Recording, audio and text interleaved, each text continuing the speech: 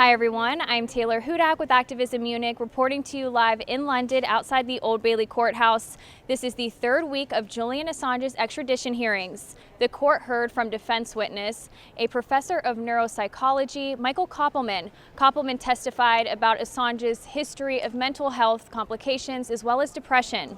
Kopeland testified that Assange's history of depression and suicidal ideation will only be exacerbated if extradited to the United States, where he will be likely placed in an Alexandria prison and held under SAMS.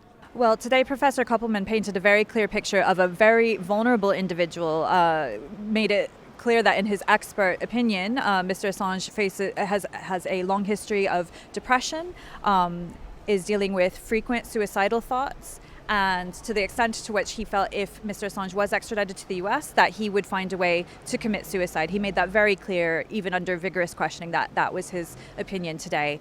It was stated in court that when Assange initially went to Belmarsh prison, he was reluctant to disclose his depression and suicidal ideation in fear of being placed in isolation. There was also discussion about what Assange would face if he were to be extradited to the United States. How will this also potentially impact his mental health and well-being?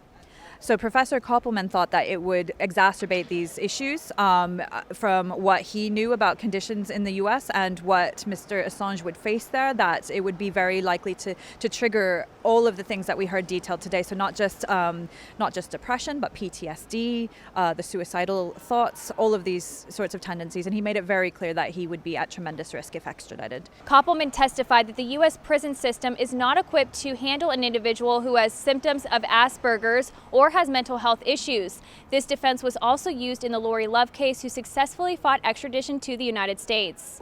In our view, it adds more urgency to the need for his release. We believe that the charges against him should be dropped and that he should be released full stop. But this really, I think, strengthened the humanitarian argument that this is not an individual who should be held in custody, and certainly not in conditions that would exacerbate these tendencies like solitary confinement.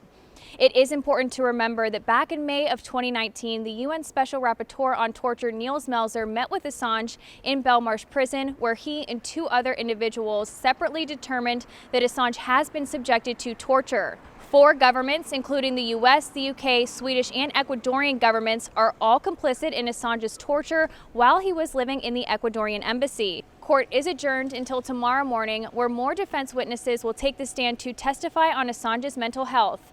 In London, I'm Taylor Hudak with Activism Munich, and thank you all for watching.